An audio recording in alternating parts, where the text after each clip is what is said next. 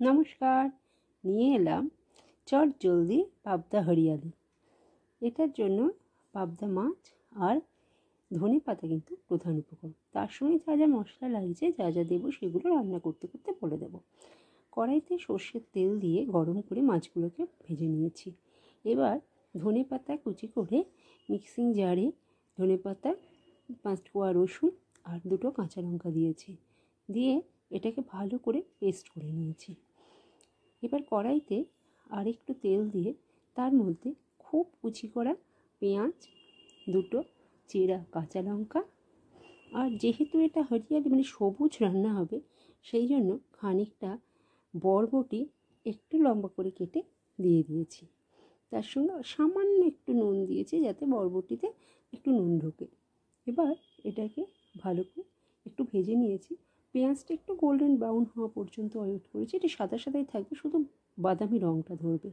তারপরে তার মধ্যে দিয়ে দিয়েছি ওই বেটে রাখা ধনে পাতা। ধনে পাতার সঙ্গে কিন্তু মিশিয়ে দিয়েছি নুন আর অল্প চিনি। এটা একটু টেস্টকে ব্যালেন্স করে।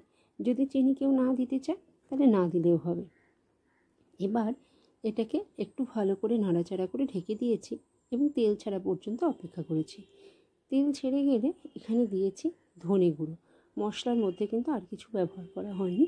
ধনে গুঁড়ো দিয়ে এটাকে আবার ভালো করে নেড়ে ওই যে মিক্সিতে ধনে পাতা বেটেছিলাম সেই মিক্সি দেওয়া জলটা কিন্তু রেখে দিয়েছিলাম।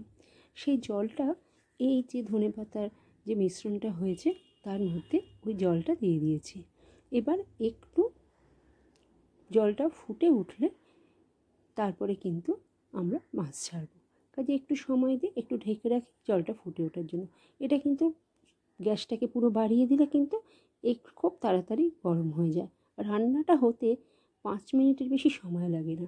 এবার ঝোলটা ভালো করে ফুটে উঠে একটু কমেছে, মাছগুলোকে ছেড়ে দিয়েছি। পাবদা মাছ যেহেতু খুব নরম মাছ, সেই জন্য কিন্তু বেশি ঝোলে দিয়ে ফোটাতে নেই। এই ঝোলে দিয়ে ঢাকা দিয়ে 1 মিনিটের কাছাকাছি দিয়ে আবার কিন্তু ঢাকা খুলে মাছগুলোকে উল্টে দিয়েছি। মাছগুলো কিন্তু খুব সাবধানে উল্টাতে হবে, কারণ পাবদা মাছ নরম মাছ তাই। এবার সব কটা মাছ উল্টে দিয়ে আবার কিন্তু ঢাকা দিয়ে 1 মিনিটের মতো রেখে ওপরে ধনে পাতা কুচি দিয়ে গ্যাস বন্ধ করে দিয়েছি এবং ঢাকা দিয়ে রয়েছি খানিকক্ষণ।